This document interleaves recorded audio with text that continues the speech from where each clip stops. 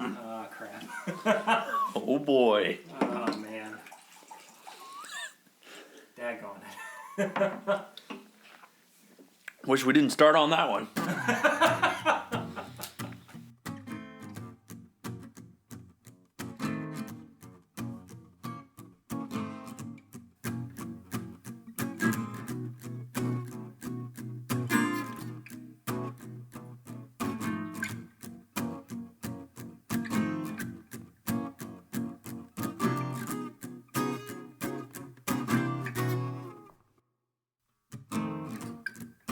All right, Here we go. Let's do this.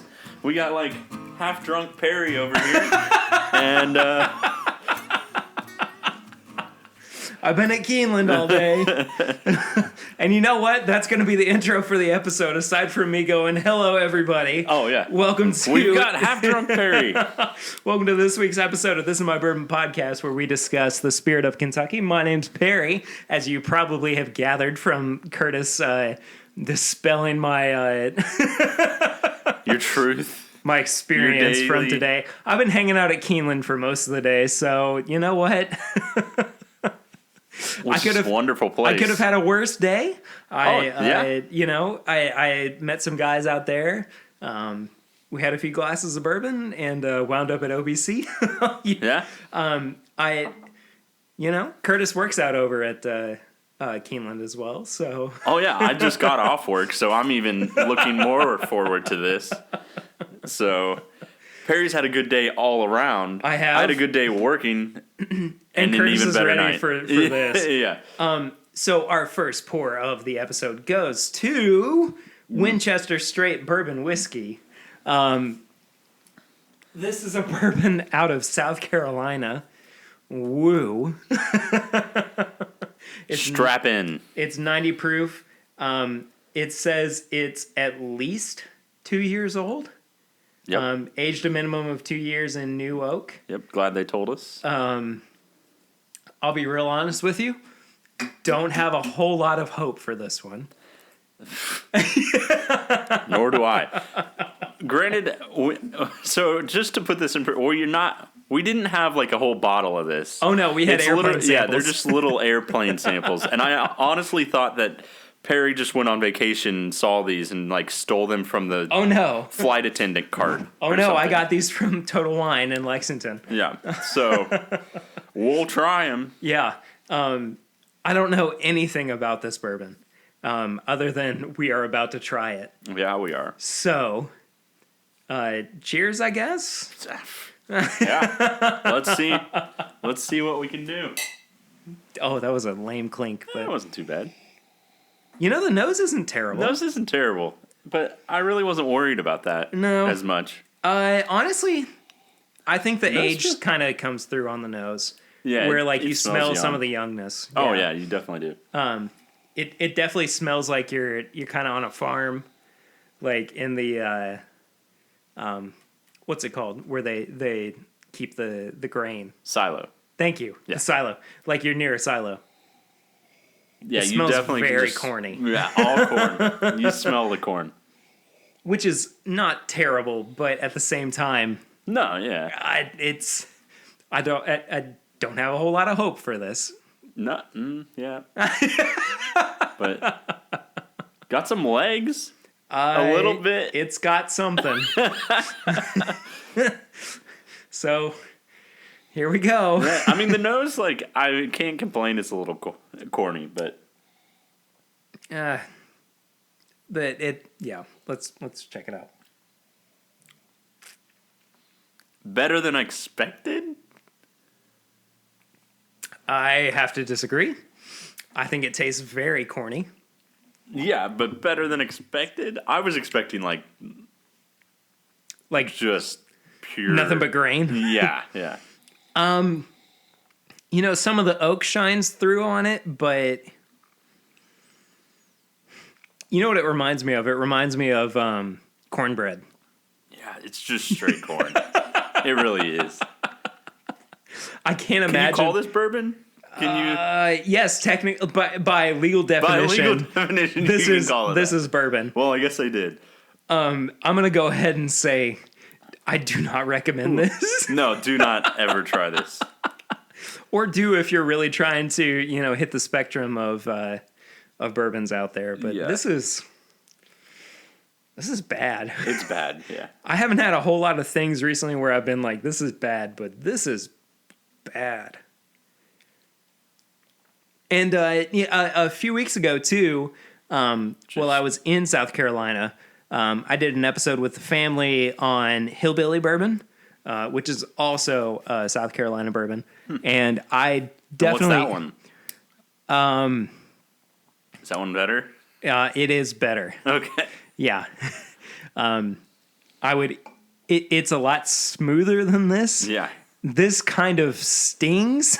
Yes, it does. Especially at the end. I'll be honest with you. I don't know. I still am like, wow. I don't know. Like giving me indigestion. I don't know if I really want to finish this. No, I don't know if I want to either. Is this a drain pour? It might. Let's try one more. Okay, one more sip.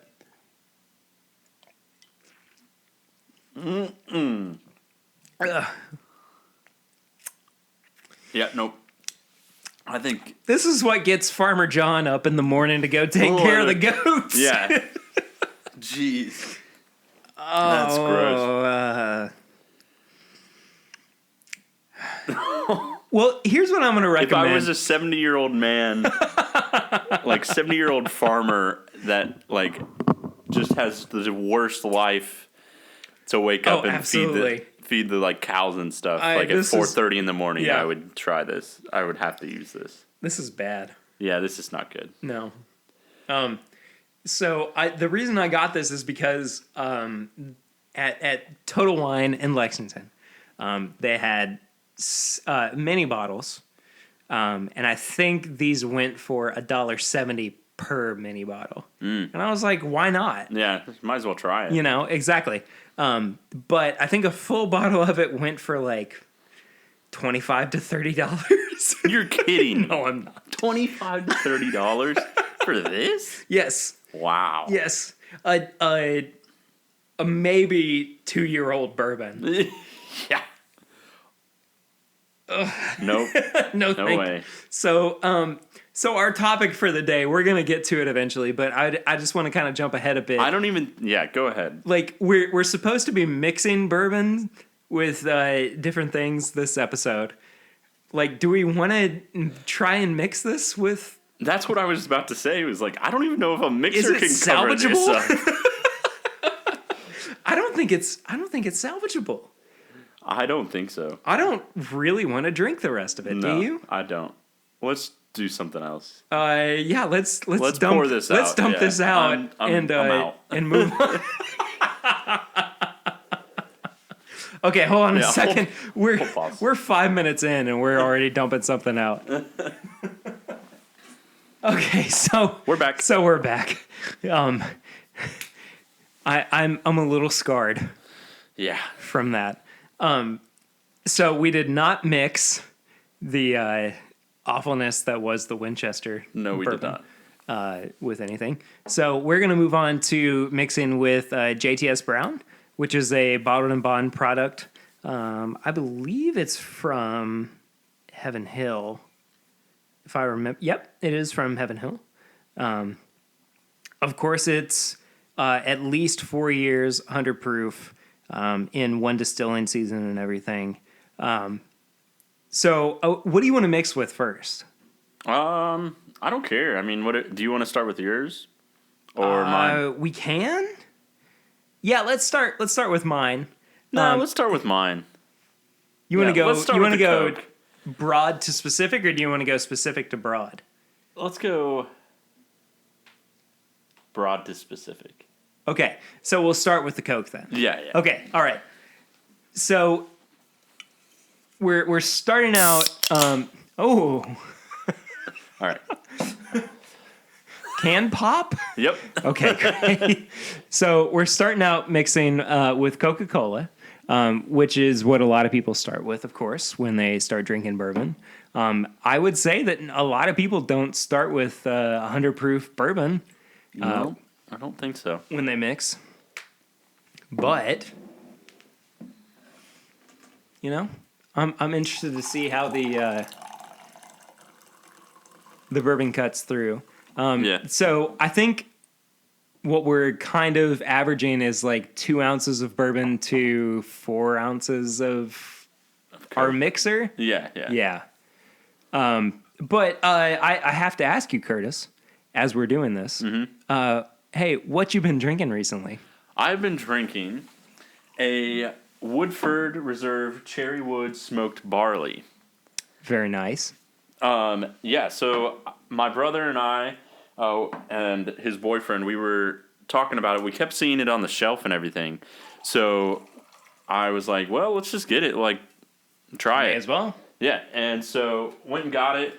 I texted you and was like... and I said, I'm not a big fan. Yeah. And so instantly my dreams were dashed. I'm sorry. But I still was like hopeful for it. And so we poured it, we tried it, and it was good. It was good. It was so unique in the sense of like so different. Yeah, it's so different, like nothing you've ever tried before. I was telling everyone, like, this is a bourbon that if you have someone that's into bourbon, you can be like, hey, I guarantee you I have something that you've never tried before, and it tastes totally different. I enjoyed it in that aspect.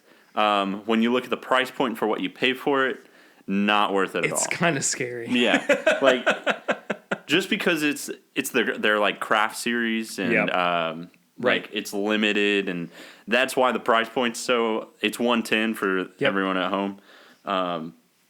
But we've had $110 bourbons on the show before. Twice, I think. William LaRue Weller. Mm-hmm. And Blanton Straight from the Barrel. Yeah. I would much rather spend $110 on either of those. Oh, exactly. Than the cherry smoked barley. Oh, for sure. Yeah. 100 times more. Yeah. No, for sure. Like it tastes so much better. Everything, it's what you expect in everything in a bourbon. Yep. Like those are worth those 110. Like I know the price point's high. Yes. But this not worth it. I would say put it at like a $60. $60. That's kind of scary. Yeah. I mean, there are so many people who are like, there's a really specific class of bourbon collectors who go, I'm going to buy everything. Mm-hmm. And even if they don't try it, I just don't see this being worth it. Yeah, I don't think so. So I'm gonna give a hard pass on the on the cherry smoked barley. Yeah, I'll pass. I would tell everyone to pass as well. Yeah. The only reason I would say go try it is if you went to a buddy's house and they're like, "Hey, I have this. I have something you need to try." Yeah. I wouldn't go buy it. I wouldn't go buy it at a at a bar either. No. Just because they're gonna be like, "Oh, this is $20."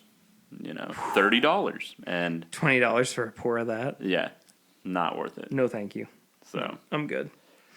With that being said, I do think it was good. I liked it. Sure.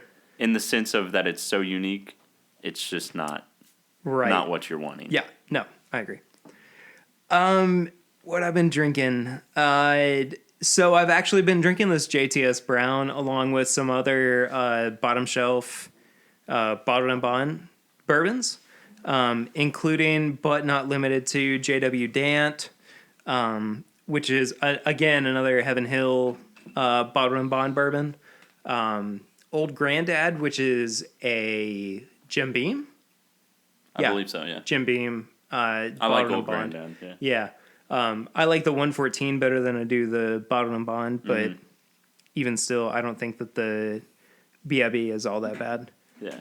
You've been rolling with the bottle and bond. Yeah, no lately. Kidding. I want to do another episode where we do a bottom shelf bottle and bond battle. Oh, another? Yeah. Okay. But we use the JTS Brown, the JW Dant, and the Old Grandad. Yeah.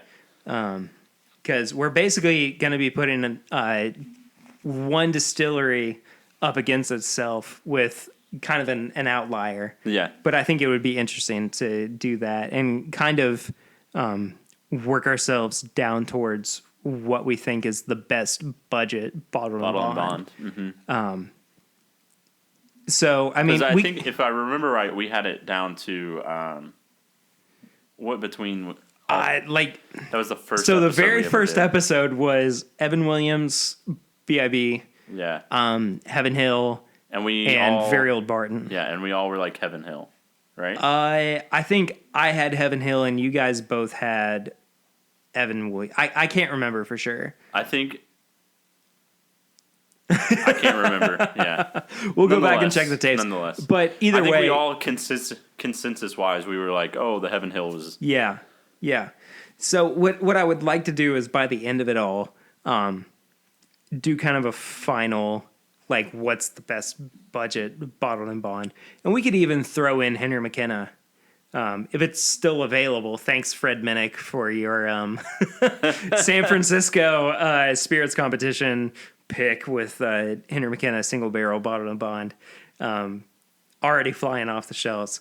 If we can find that, I would like to include that in kind of maybe a wild card, battle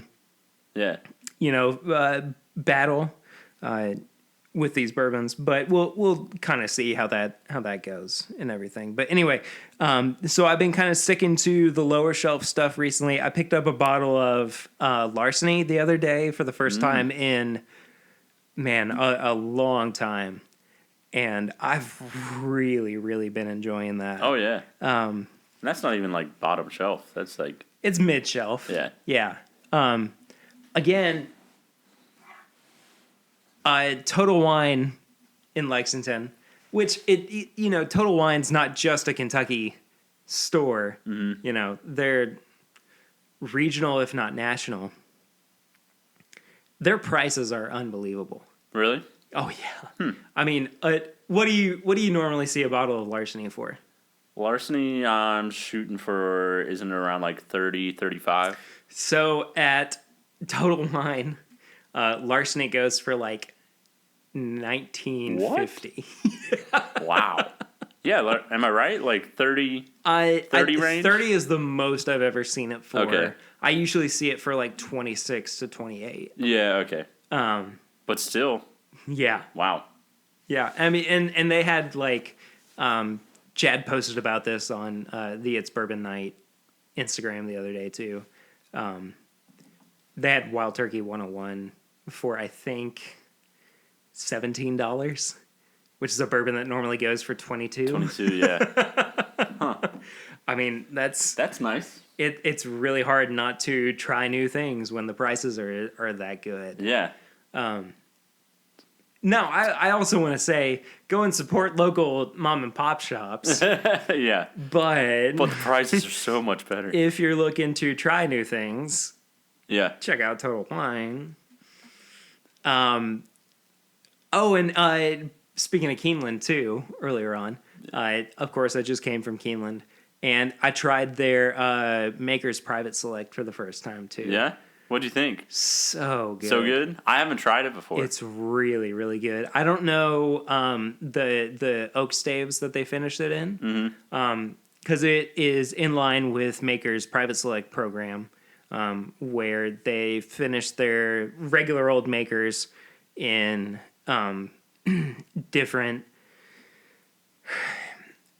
they finished it in another barrel, but with different oak staves that are like baked or cooked or whatever differently. Yeah, and you can like pick which kind of staves you're wanting. Yeah, exactly. And I don't know what all went into the Keeneland pick, but it's phenomenal. Yeah, I mean, if you're in Lexington, well, you don't have much time left. But within the next few days after this episode comes out, head to Keeneland and try their Maker's Private Select. I'll have to do that tomorrow, probably. Yeah, because you're working tomorrow. Well, no, I'm off work tomorrow, so that's good. And for everyone who doesn't know what Keeneland is a is a horse track in Lexington, Kentucky. That. Yeah, just for everyone that doesn't know what Keeneland is. Nothing like warm Coke and bourbon. That's not warm. It's cold. It's warm in my glass. Well, maybe because you had your hand over it. Because I probably had the whole my time. hand on it. Shoot. So speaking of bourbon and Coke, our topic for the episode is going to be bourbon mixers. Mm-hmm. So I think basically what we're going to do is we're not going to talk about different mixers too much. We're just going to kind of try a couple of them. And it like we'll talk about like the benefits of them and everything, but nothing like. We're not going to go like in depth on like, the Coca-Cola. Well, if you try Coca-Cola Cherry, it adds a whole nother flavor. I will say though, I do like vanilla Coke with bourbon better than I do regular Coke. Okay, yeah, I can see that. Yeah, and Mexican Coke better too. Okay, for sure. Yeah. But for the pretty much your first mixer you ever go to, it's gonna be bourbon and Coke. It's gonna be bourbon and Coke. Yeah. So, benefits of that, like what would you say? So I think the benefits of a bourbon and Coke lend itself to you trying something that you're more familiar with while adding something that kind of kicks it up a notch. Mm-hmm. Like I think everybody knows what Coke tastes like. Oh yeah. You know, it's hard to find somebody who's never had a Coca-Cola product. Yeah, everyone's had to have had a Coca-Cola product before. Yeah. And like your palate is kind of already adjusted to that flavor. Like the vanilla and the cocoa and everything that is in like a Coke product, but by adding a bourbon to it, you know, you're really starting to expand your palate. Mm-hmm.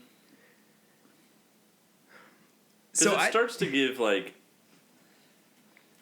I guess when it doesn't really. Here's my thing with mixers sometimes is like, more or less what you don't taste the alcohol. You taste the alcohol within it, but it's really just like altering the taste of the mixer you're drinking it in. Which is why I usually drink just like straight bourbon or, neat. Same. or on the rocks. Like that's why, because I feel when you do mix it with just like mixers, like not like a cocktail or something like that, but when you're just doing mixers, it alters the drink of choice. It alters the mixer, but not the bourbon as much. Yeah, for sure. Would you move your mic a little bit closer? Yeah. I'm definitely leaving that in. But yeah, right. Yeah. Like all right, there. Cool. Yeah, perfect. I think too that if you're just starting to get into bourbon, it just overall makes it more drinkable. Oh yeah. You know, because how many people started drinking bourbon neat? Nobody. Not really. Yeah. I'm sure there's quite a few. If you did, write in. Yeah, but props to you. Wow. Yeah, no kidding. I mean, everybody's gone through their shot phase. Yeah. But shooting bourbon, I don't think is not an enjoyable. No, and it's also not on the same level as drinking bourbon neat as your first real experience with drinking bourbon. Yeah, because you don't get to, taste all the flavors. You're just shooting it back. I just can't imagine going to a bar and going, give me a shot of bourbon. Yeah. And then knocking it back. Shot of vodka, sure. Exactly. Or tequila or because nobody likes to enjoy vodka. Nobody likes to just be like, I just want to sip on some vodka. I just love that potato spirit. Yeah, which is gross. I'm not trying to dunk on anybody who likes vodka. Drink vodka if you like it. But it's just... But you're not drinking it straight. I guarantee you that. I would be really surprised if you were. Yeah. It's another... What else do you drink? What were we talking about? We were talking about mixers, but what else do you drink? Like neat? Neat. Scotch. Okay. Irish whiskey. In the same family. Yeah, exactly. Same distilled spirit. Well, not that... vodka's distilled too. Yeah. I don't think anybody drinks gin neat. No. Vodka neat, no. Cognac, people drink neat. Yeah. Or on the rocks. I mean, Just that's really that popped into mind, really. It's a quick conversation on. Yeah, on what you drink. What neat. do people drink neat? Yeah, just was curious. It's all pretty much the same family, you know. Yeah. Like, so I think that like the benefit of drinking like a bourbon and Coke really, is that it introduces you to the spirit itself, and B, like it just provides like a smoother, sweeter experience for somebody who may not be used to it. Mm-hmm. Now, like we're just drinking regular Coca-Cola. Like I think that Diet Coke tastes different in a mixer. Yeah. You know, because a lot of the sugars removed are gone. Yeah. I'm trying to think. Coke Zero. You know what? Coke Zero though, I don't mind. There's as not much. a huge difference. No, I think the Coke Zero and regular Coke taste pretty similar. Especially now that they revamp. Is this the Coca-Cola podcast, by the way? I guess so. Yeah. No, I don't think the Coke Zero tastes all that different from regular Coke. And like as a mixer too, I don't think it makes that much of a difference. No. Now that being said, this is the first time I've had like a real bourbon and Coke in a while. Yeah. I'll be honest with you, I'm not getting much else other than like straight sugar. Straight sugar. Yeah. I know. It's like straight sugar and with a little twang. Like. But not much. No, it's just sugar and like. It just changes the flavor of the Coke. Yeah. And which is why I said like it. For sure. It just changes the flavor of the mixer you're drinking in. But then you look at like Sprite. Yeah. You know, I think Sprite doesn't like affect the flavor of bourbon too much. And sure, there's like lemon and lime with it, but I think that it like provides a more interesting experience. More of like a complimentary experience. Where this is like, it's kind of butting heads. Yeah. With the bourbon. Mm-hmm. And maybe we should have gotten a can of Sprite too to try this out with, but I want to say too, Coke makes me burp. Yeah. Perry's struggling over here. I'm really trying not to like burp through my words or anything. Also, apparently, drinking a bourbon and Coke gets you drunk quicker than just drinking straight bourbon. Who told you this? I don't remember. I don't know if I believe this. It's something about... Skeptical Kurt is skeptical. I don't know how I feel about it. It's something about the caffeine. Okay. But then there are a lot of people who say that caffeine helps sober you up, too. Yeah. I don't know. I don't know the science of that, but I think that seems like a rumor. Yeah. But maybe it doesn't. I don't know. I don't know for sure. Anyway, so based on, I guess, this bourbon and Coke that we're drinking right now, would you recommend it to people? I wouldn't not recommend it to someone, I guess. If you're an experienced bourbon drinker, I would say... I wouldn't recommend it. Probably not. Yeah, unless you're looking to just get sloshed, go for it. But I would say if you're just... I don't know. I feel like if you're just getting into like drinking, not even drinking bourbon. Just in general. Yeah. That's what like bourbon the vodka Coke. Cran is for. Yeah, like bourbon and Coke. Or vodka cranberry. Yeah. Like something that's just sweet that you're going to be like, this is more sweet than me like this upsetting my... I got to ask you, do you enjoy this? Not really. I don't either. Just getting through it. We both still have quite a bit of it left before we... I don't. You too. Oh, shoot. Yeah, you need to hurry this up. Oh, jeez. Yep. So, no thank you. On that note, bourbon and Coke, try it if you're not an experienced I would like a bourbon and Coke on the rocks. True, that's another. I think it's better chilled or with a little bit of water or something. Yeah. But like this is room temperature. Yes, exactly. And I'm sure there are like bartenders listening to this like, you guys are idiots. You guys are drinking bourbon and Coke with no ice. Like, what morons? Yeah, I really think that's probably what they're saying. So, I apologize to all bartenders. Hey, if you want to come make our drinks for us, please do. Hey, you know what I've heard is really good is bourbon and Coke with like a squirt of lime. Mm-hmm. I've heard that's pretty good. Yeah. That's about it. Yep. So we went from broad to pretty specific. Yeah. And we're gonna move on to bourbon and Ale 8. If you're outside of Kentucky, you don't know what Ale 8 is, but Some people do actually. Oh well, they that's distribute true. it some places. Yeah. It is. I want to say like Kentucky's native soft drink. Oh yeah, I would say. You know, it's made in Winchester, Kentucky.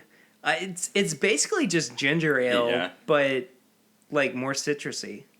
Yeah, I would agree. And like, you know, it might change as we try this. Mm-hmm. But because truth be told, this is the first time I've ever had Ale 8 and bourbon. Oh really? Yeah. Well, let's move on then. Yeah, so that'll be interesting. And people who haven't tried Ale 8 before, if you talk to any Kentuckian, they will say that Ale 8 is the best soft drink in the entire world and that it's so good and just the best thing in the world. Most Kentuckians. Me, on the other hand, I'm not from Kentucky. Well, you're not from Kentucky, yeah. I'm not from Kentucky. I've had it. I've experienced it. It's good. Not life-changing. So, I mean... I love Ale 8. It's good. I like it. It's a screw top. Maybe. Hey, there it is. Hey. So I guess we're gonna mix with the JTS Brown again. Yep. I mean, I don't see why not. Might as well. Yeah. Don't alter the bourbon and Coke. Yeah, exactly. You know? Like, we can't have any variables in this hypothesis. Keep it as, keep it as neutral as possible. Mm-hmm. So, Ale 8. Yep. Like we said, you know, I think it's my favorite soft drink. And I know you're... It's good. Yeah. Yeah. You're mostly indifferent towards it. Yeah, I mean, yeah, for the most part, yes. But I will say, with bourbon, I think it's pretty good. Yeah, I've never tried it, so I'm excited.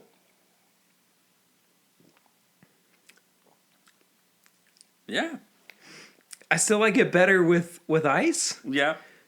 But, yeah, I like that better than I do Coke. Oh, yeah, way better than Coke. I agree. It's almost like... comparing these back to back, like with the Coke, it's almost harsh. You know what I mean? Mm-hmm. But with the Ale 8, it just kind of smooths out the rough edges. Yeah, it's not with the Coke. Like you said, they're butting heads and it's too sweet, and they're more or less you don't get the bourbon, you get more of the Coke. And with this, it's more you're getting more of the bourbon, but it's not. But the Ale 8 is like smoothing it out and just like giving you more of this like enjoyable drinking experience. For sure. If you just started drinking like bourbon. And like I know that we're being really, really specific to Kentucky. Mm-hmm. But I almost feel like Ale 8 was kind of made for mixing with bourbon. Yeah, I can believe it. You know, like it... a lot of people will say too that like Coca-Cola is like a pre-made cocktail mixer. Mm-hmm. Where it, has some of those sweet things that go into like an old fashioned or something like that. But I just think that an ale 8 is, I think it's more interesting. Yeah. I mean, I would much rather have an ale 8 and bourbon than a bourbon and ale 8 than a bourbon and Coke. Yeah. Mm-hmm. Ale 8's more of a mixer than Coke. Yeah. I think. Because, when you think about it, Coke wasn't made to be a mixer. No. It just wasn't. And I think ginger ale in general goes more with alcohol. It's a mixing drink. Yeah. Yeah. So. I'm not retching. Not that I'm like, yeah. with the, like I was. I wasn't, like about to vomit with the Coke or anything. But like with the ale 8, it just seems more, I don't know, it's just more enjoyable. Yeah, no, it is. I agree. Yeah. So. Sorry, I got lost there for a second. No, you just stared at your glass for a few, and I was trying to figure out where to go next. Like, okay, bud. Guess that's what we're gonna. And here we are. Yeah. No, I think we've covered. Yeah, and like, I said this to Lucy the other day. Every time that I drink something that is not bourbon, or that is bourbon plus something else, I'm always going, I'd just rather have bourbon. Yeah. Yeah, no, same here. Like if I'm drinking alcohol, don't mask it. Don't exactly. Just give it straight. Exactly. Give it to me neat. Yeah. And like I kind of wish that I had gotten a Mexican Coke for this too. And you know what I'll do? I'll get one for the next home base episode with where we're all three together. Yeah. And that'll be like our first pour. And we'll have Tanner be the guinea pig. Yeah, exactly. Exactly. But I would just much rather have straight bourbon. And like Tanner loves ale 8 and bourbon. Yeah, no, he does. Like he's said that on multiple occasions. Mm-hmm. But it's good. Like even in the summer, where people are like, I want like a fun, cool drink. Yeah.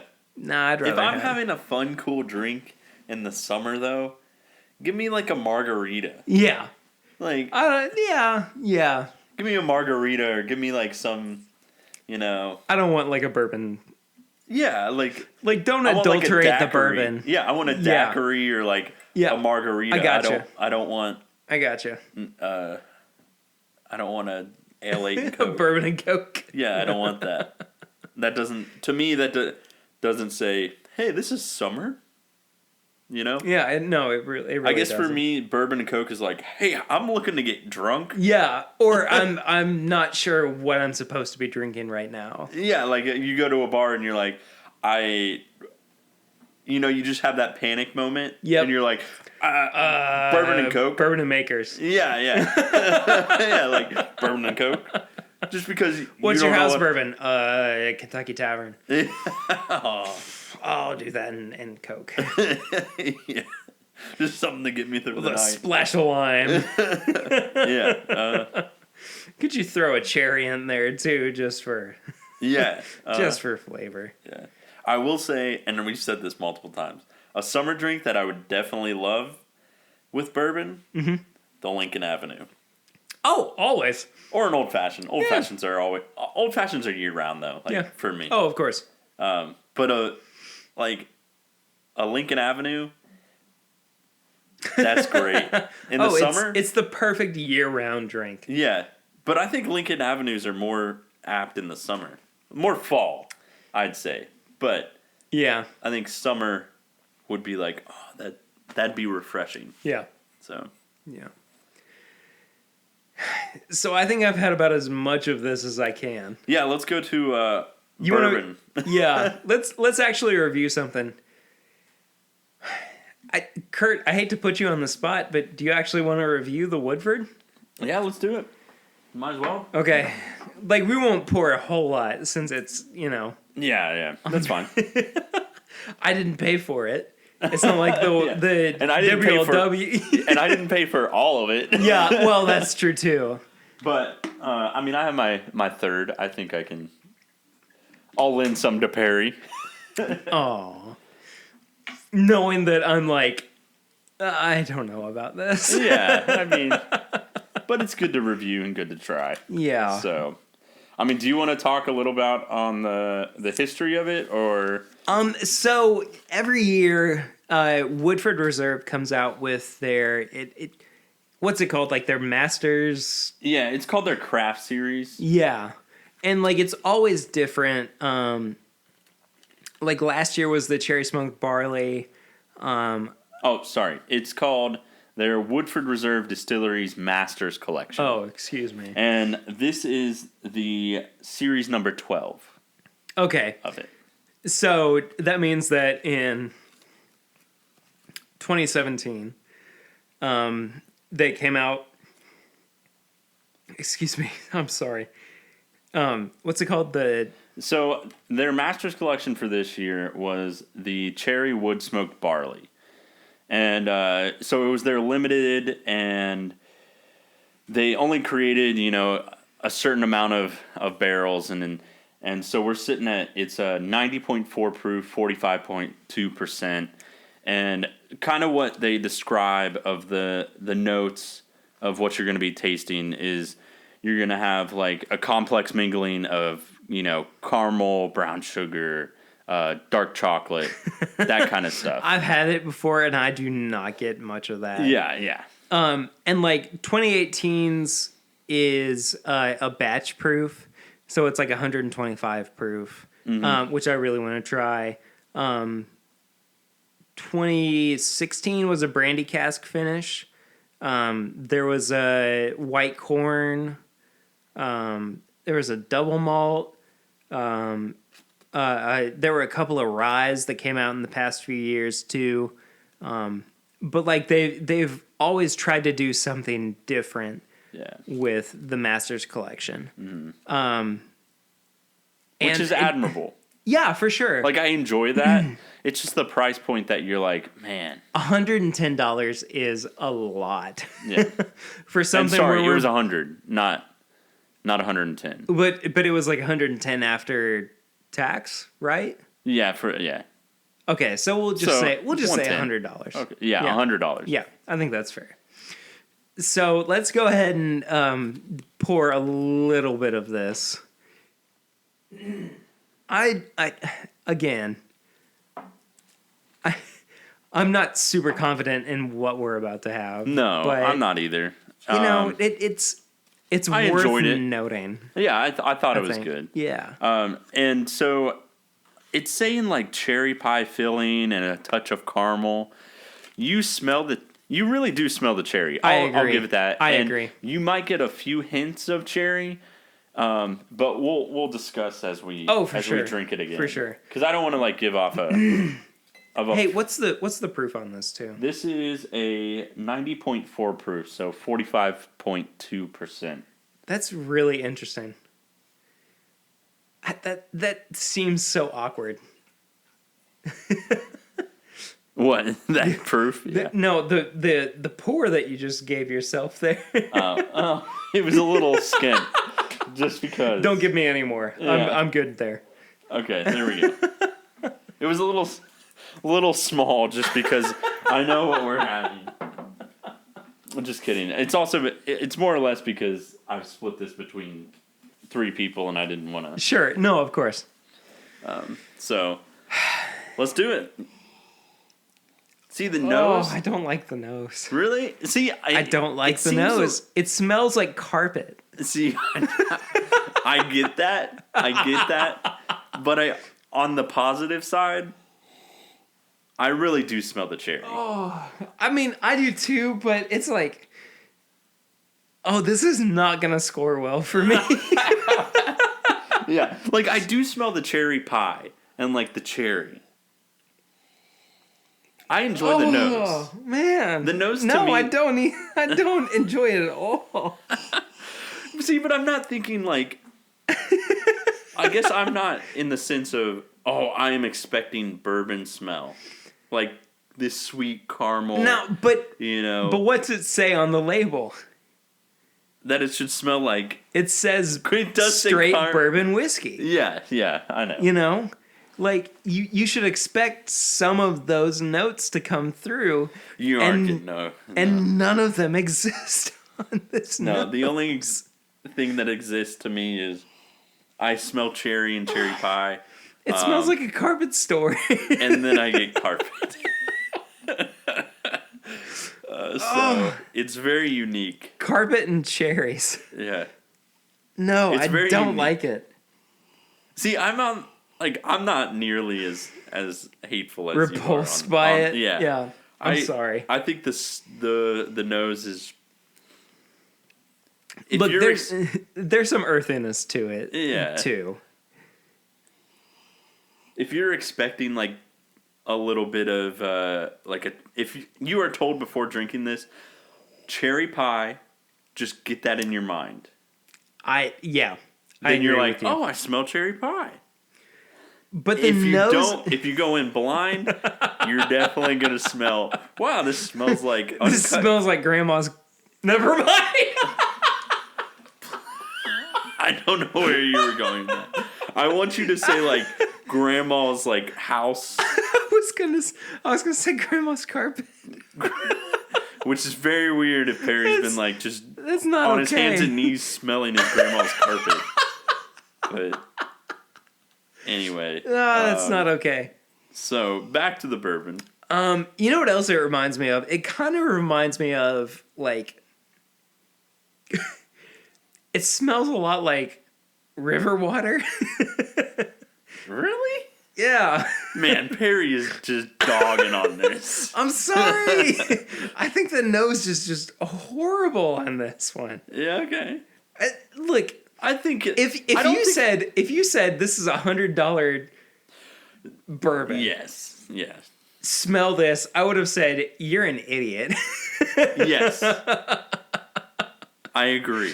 I would have said this is absolutely not. The price point is $100. just ridiculous. It should not be at that point. No, at $100, it shouldn't be.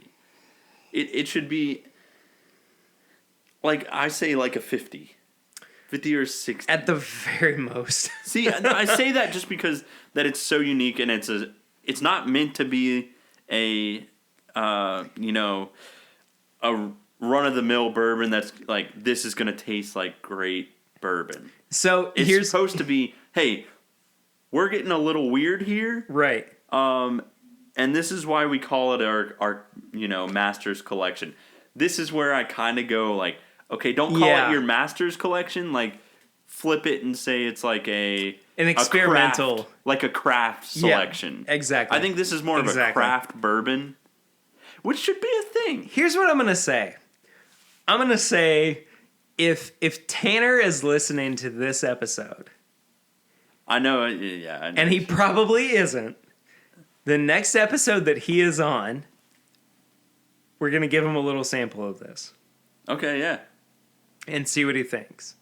I definitely think so. And if he is listening to this episode, all right, we're gonna actually review the Angel's Envy Rye. The Angel's Envy Rye for the next episode, which we've been teasing since episode 1. Which I've had. Which you've had, and you really like. I really like it too. Yeah. But if he's listening, and we'll know within a few days, we'll give him a sample of this, and then we'll review the Angel's Envy Rye. Okay. For the next episode that he's on. Angel's Envy Rye is way better than this. I have to agree. There's not a comparison, I don't think. I'm just saying. Here's my thing is that's an interesting, we should do that. Yeah. Have like not that, but like have like a craft spirits episode? Craft spirits episode where we have things that aren't supposed to be your run of the mill, like, this I is agree. what bourbon tastes like. Yeah. But more of like hey, they were getting real weird here. Yeah. And we're just going to, not compare them, but just have. And you know what? I almost brought a bourbon from Limestone Branch. Okay. That is part of their experimental line. Gotcha. To review tonight, but I was like, we'll wait on it. So I might go back and get that. Yeah. For the next episode too, but we'll see. So Tanner, if you're listening, yeah, and not even Tanner, but just like everyone, if you're listening, try the Woodford Reserve and let us know. Yeah. For sure. Yeah. And we haven't even actually tasted this yet. Yeah, it's just from past experience. Yeah. So let's just go for it. Yeah, we may as well.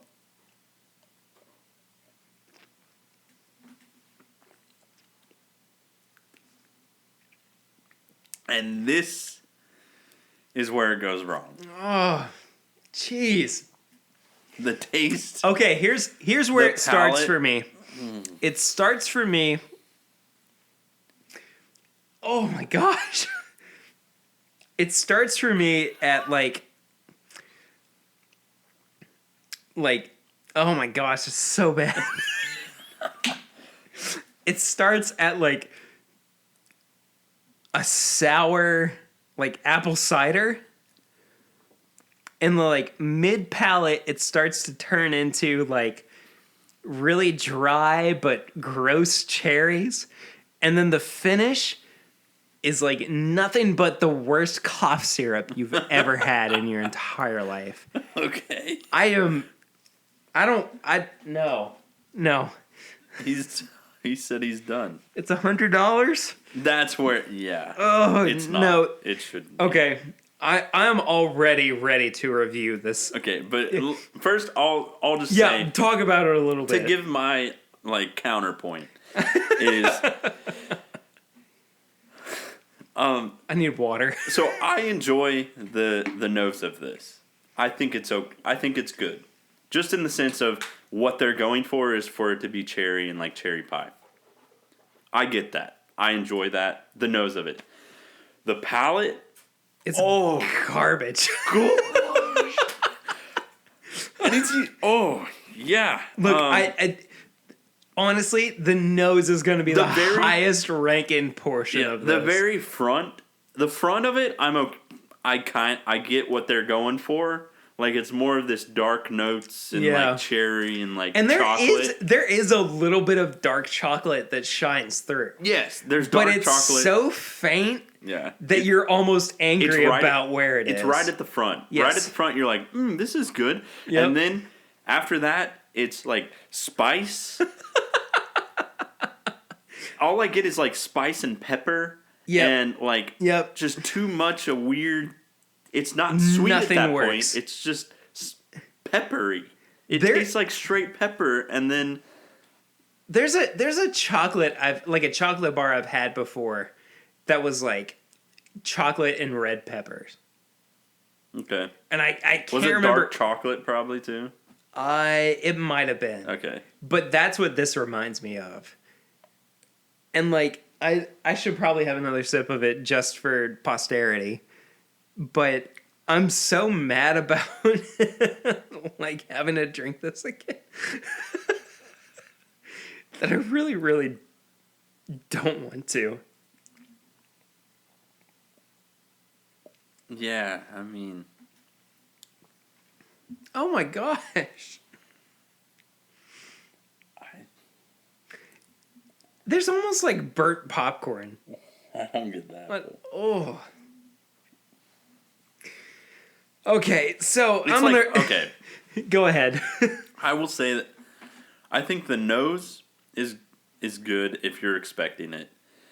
And the front is the front of the palate, right as it touches your tongue, you're like, oh, this is okay. It's okay. And then everything from there on is just pepper, spice. It's going to be gross. And not worth it. Yeah. Oh. So look, I would let's rather review it. I would rather drink the JTS Brown at $10 than spend 10 times as much for this Woodford. Yeah. Masters Collection. Which okay. is painful. Oh, it hurts to say that, really but does. it is true. It really does. Okay, so for anybody who's new to the show or anybody who needs a refresher, we have a review system of nose, palate, finish, and price. Each category is out of 5, and then at the end we tally everything to a total out of 20.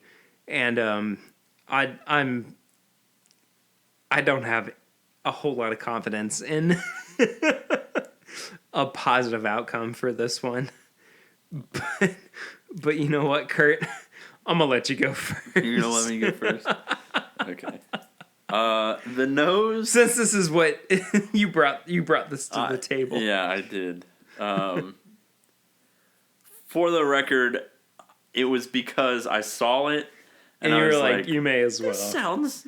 Yeah, I was very... Before I tried it, I hadn't heard anything about it. I hadn't heard, anybody's tell me anything about this bourbon. But I had seen it, and I was like, wow, that sounds... I had really high expectations. Yeah, I get it. I thought it was going to be really, really good. And here we are. The nose, I enjoyed the nose. I know I can understand where you're coming from on, you smoke carpet. I was expecting smelling cherries and, cherry pie and kind of, a little baked goods.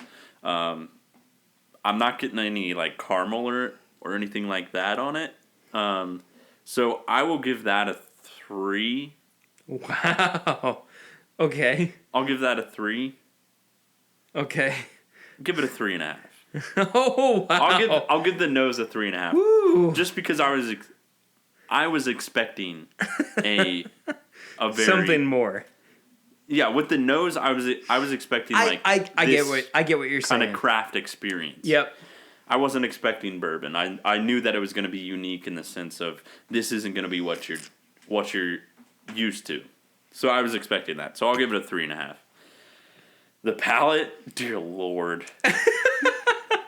Dear Lord. I'm going to give it a 1.5. Ooh-wee. Oh, Rick. Yeah. Look, spoilers, I'm not even entirely sure that I can give it a 1. The palate? Yeah. I mean, I'm leaning more towards a 0.5 or a 0 on the palate. A 0? Yes. I don't know if you can give it a 0, but okay. If you want to give it that, give it that. You know what? 1.5. Finish. I'm going to give it a 0.5. There's nothing there. I'll give it a 1. Okay. Price, I'll give it a 0.5. Man, this is brutal. Okay, hold on. Your total score is a 7 out of 20. Oh man. And it hurts me to say that. No, I understand. It really does, because I was expecting a lot from this and really wanted it to be good. No. And you would think that something that says Masters Collection would be really, really good. Yeah. And this just falls short. Isn't. A lot. Yeah. Okay, so I'm not going to be as nice as you are. As nice? Yeah. You're acting like I gave it an 18 out of 20. Well, you gave the nose a lot better than I'm going to give it. I thought the nose was good. The nose for me, like I said, is strict carpet and cardboard. Okay. But with a little bit of cherry. And for me, that is not going to get it above a 0.5. Damn. So this is going to be a 3 out of 20. Okay. If we're lucky. So the nose is a 0.5 out of 5. Palate,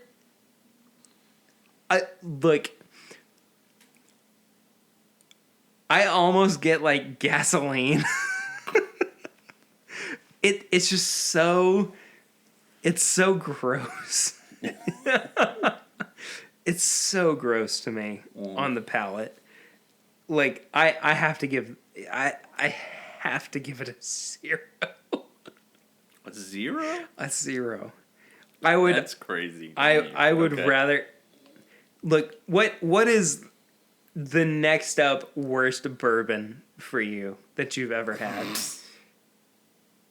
I don't even. I can't even. Like compare. I would rather drink the Winchester. Yes. Over this. I agree. And the Winchester, I would have given a 2. Out of 20? No, a 2 on the palate. Oh, okay. Yeah. I would give the palate the same on both, I think. Yeah. But the palate on this, I cannot. That's gross. I do not like it at all. The front, if I could just get the front, like the very tip top of you tasting it, I would be like, okay. I think everything after that is. I think the finish for trash. The finish for me is a 1. Okay. Because like there is something kind of nice on the finish, like almost you're done like with it. Well, yeah. But there's something kind of like cherry cordial. Okay. On the finish for me that I'm like, oh, this is okay. Yeah. But that being said, like, I'm not ready to go back for another drink based on the finish. So, I got to give it a 1.5. And then price at $100. Would I give the price 0.5 or a 1? You gave the price a 0.5. Yeah, okay, that's good. Price for me is a 0. Okay. I'm sorry. Overall, this is the absolute lowest score I've ever given anything on this show. It's the worst thing I've ever given. I've given it a 2 out of 20. Damn. And you gave it a 7 out of 20. Yeah. And record reflect, I'm usually more forgiving. Yeah. Of bad stuff. So in reality, we're about the same, I think. I think so too. Because I usually, on things you guys really don't like, I usually just give it a few, like a few points more or something like that. I really don't want to finish this glass. Bitch, you better. No, I will. I will. I spent $110 on this. Or I'll give it to you to finish. Listen, I barely got through mine. No, I'll finish it because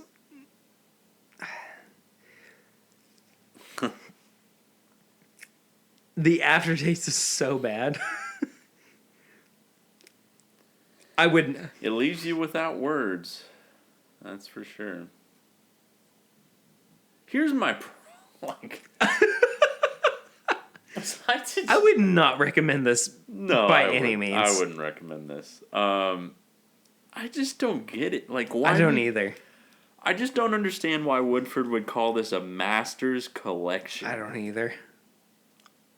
In the sense you're going for something unique, don't call it that.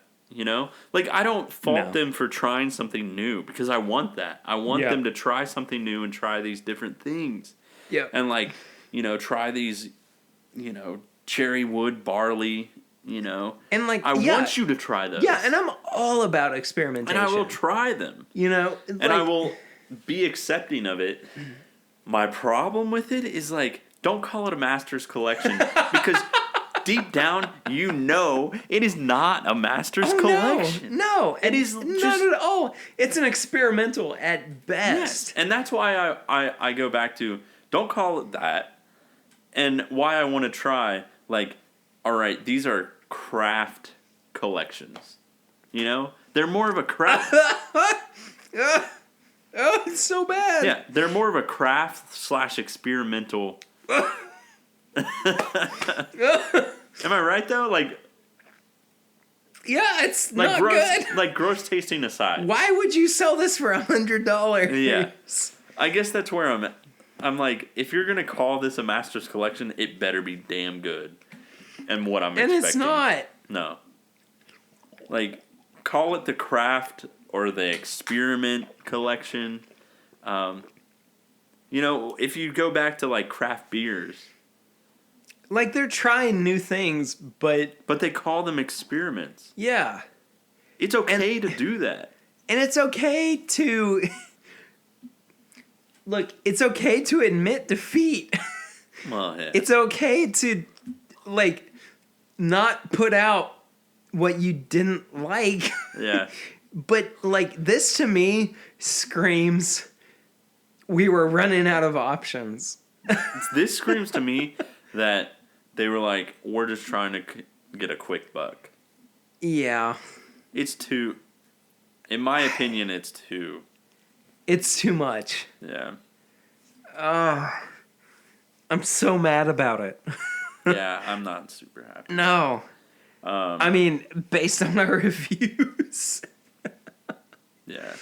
I mean, that's so bad. It's like, so, like some beer companies, they have like, you know, name and labs. Like an experimental right, to establish the lab fact that it's to like, hey, we're trying this weird stuff just because we want to try it. We're not saying that it's going to be good, but if you want to like spend a few dollars to try something just, you know, different, so different that you don't even know what to expect, then sure, I'll spend a few dollars. A few. Right. Like I'll spend you know, like. But they're not charging $110. No, they're charging like maybe 10. Maybe. I mean, at most, maybe like 25. Not even, I don't think. But, Most of those breweries, and I understand that like the cost of making bourbon is 100 times more. Absolutely. Than what brewing is. I'm just saying, breweries they usually don't mass produce these things, and they aren't mass producing this. But this... Oh, no. Nor should they. Nor should they. I guess what I'm saying is, like, if you're going to produce this, don't sell it at stores. Sell it at your distillery.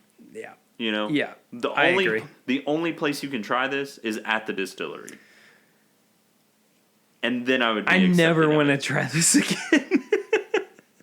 So, based on your comments, though, like, you gave the price a 0.5. Yeah. Do you maintain that opinion? I maintain it. 0.5 is fine. Okay. I maintain it to 0. See, I just can't... I guess for me is...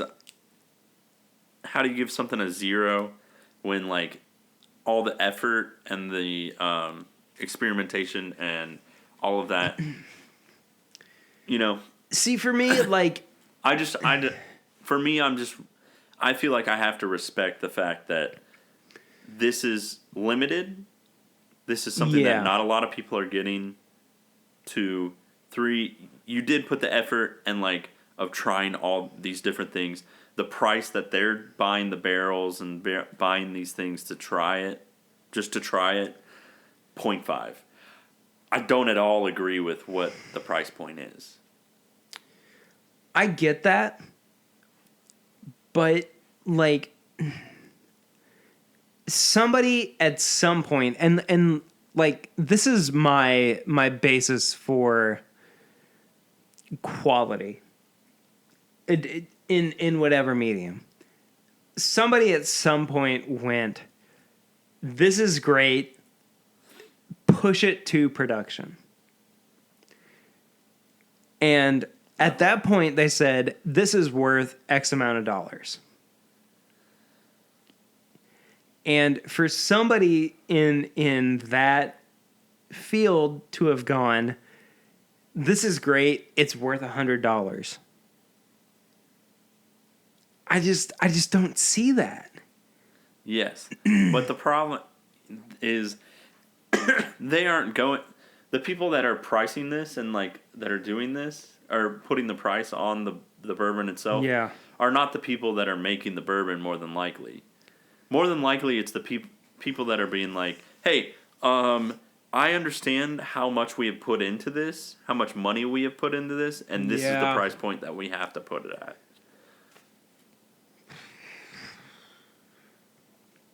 Look. Not saying that it... I think it's one of... This should be... I just can't. They shouldn't have put this out. And they should have let you try it. Like, yeah. If you wanted to buy it at the distillery, sure. And even if they had put it out, they should have been like, hey, we're going to have a big tasting event. Yeah. And then people would have bought it or would have not bought it. This is what I think. I think they... So you know we're spending a lot of time trying to decipher whether or not this bourbon is worth... Well, we know it's not worth it. No, it's not worth it. But even worth putting out. I think that this should have been put out with the double oaked. I felt the double oaked was just... I agree with you. Is on the same par of what this is. This should have never become 750 milliliters. Okay, hold on. I think that the double oak is a better product. I enjoy the double oak a lot better than I do this. I think they're on the same level. Really? I didn't like the double oak.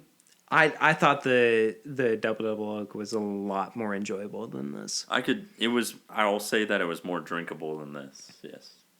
But I think they're in the same vein, the same vicinity. It would be interesting to put them back to back. Yeah. Not that we can do that right now. I think we both agree that they should not.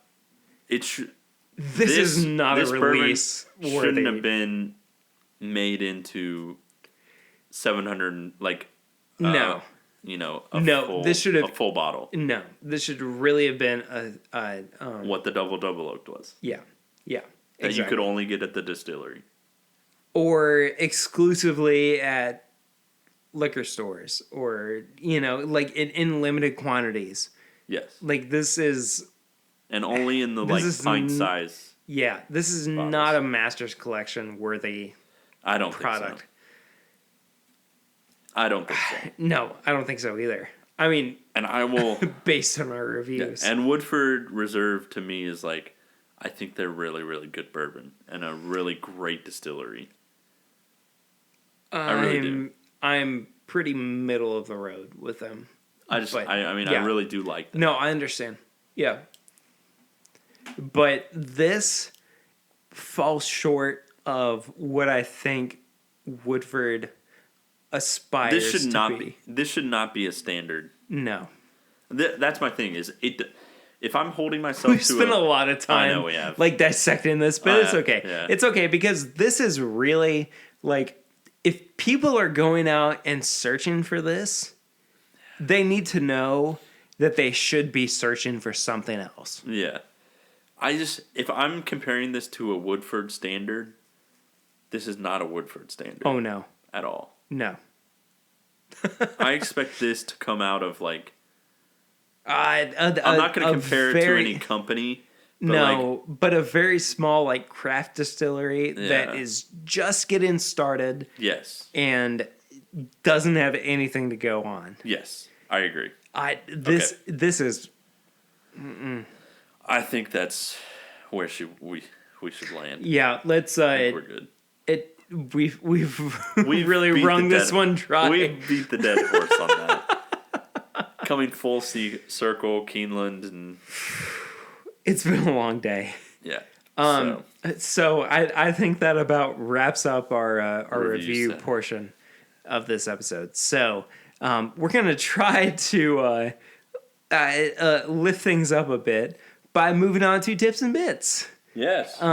So Kurt, what tips and bits do you have this week? Tips and bits.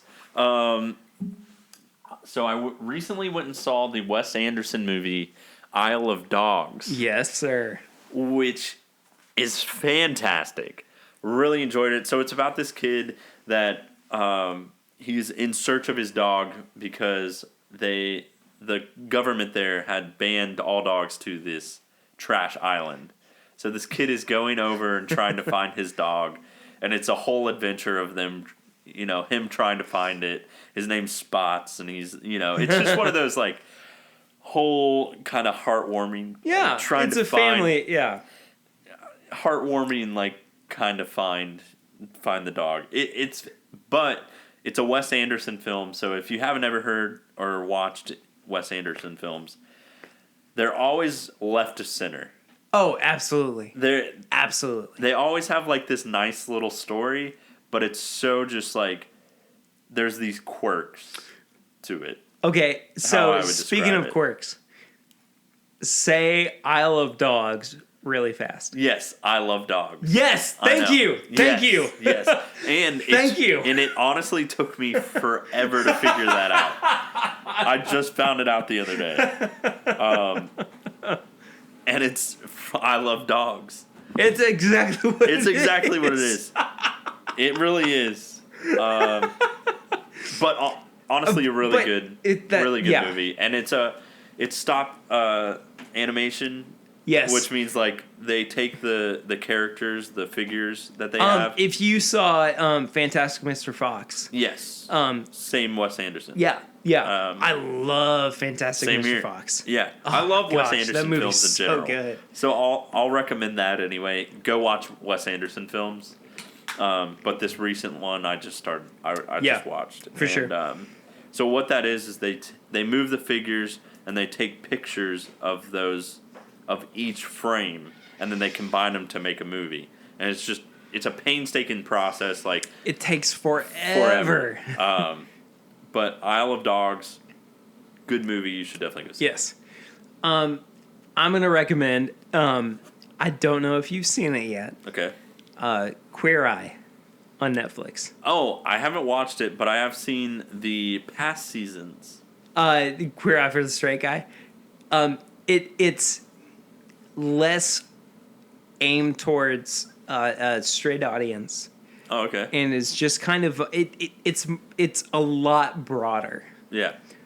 In that it's just really about bettering yourself. Mm-hmm. So I know plenty of people have seen this, but if you've never seen Queer Eye for the Straight Guy, really what it is about is just becoming a better version of yourself, to elevate your existence as a person. And they revived it for Netflix, and look, you're either gonna love it or you're gonna hate it.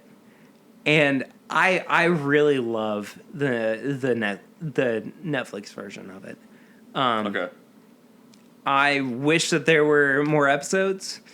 I hate that. Now, did you watch the? Did you watch the originals? I've seen some of the originals. Okay. I just thought that the revival was more. I thought the revival was more engaging. Okay. Personally. Yeah.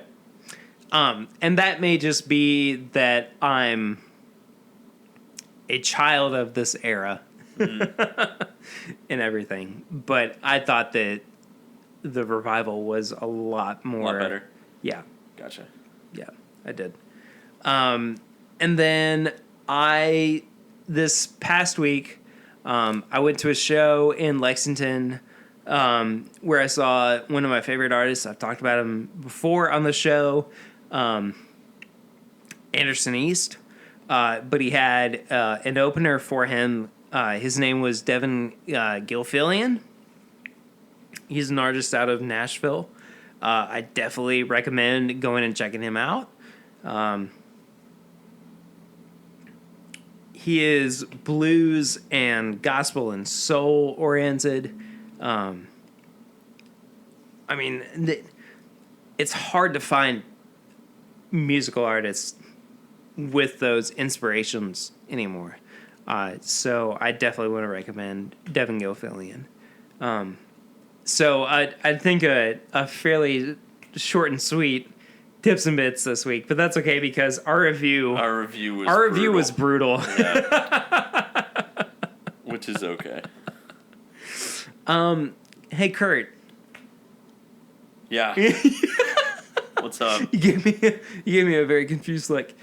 If people want to find you on social media, where can they do that?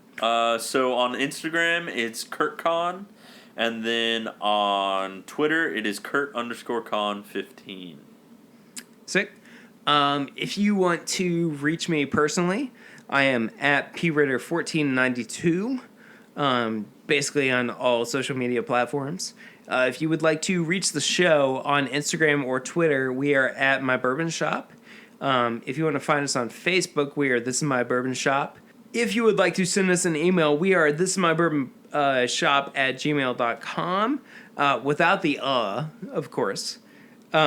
We have a Patreon page if you would like to become a patron of the show. It is patreon.com/mybourbonpodcast. For as little as $1 a month, you can keep us going and support our content and everything. I know that bourbon is expensive, but we are always looking to, continue the brand and everything. We have some exciting announcements coming up. I don't want to tease too much right now, but be on the lookout for that. I do want to say, though, thank you guys so much for listening. We have some incredible listeners of the show. You are what keep us going. And, I mean, really, without you guys... Oh, for sure. Yeah. There's no us. Mm-hmm. Yeah, and definitely, leave a review. Let us know what, Please. Yeah, feedback is wonderful. Yeah, so. And if you leave us a 1-star review, just let us know why. I mean, if it's a, if you have a constructive criticism for us, just tell us what the problem is. Yeah, for sure. And doesn't matter. Ultimately, just leave a review. Yeah, for sure. But we will see you next week. Next week, I'm going to have Chad and Sarah back on. We might be continuing our series on aged bourbons. Not entirely sure. We'll find out. We'll get back to you. Yeah, we'll get back to you on that. But again, thank you all so much for listening. We really do appreciate it. But until we see you next week, I'm Perry. I'm Curtis. And this is My Bourbon Podcast.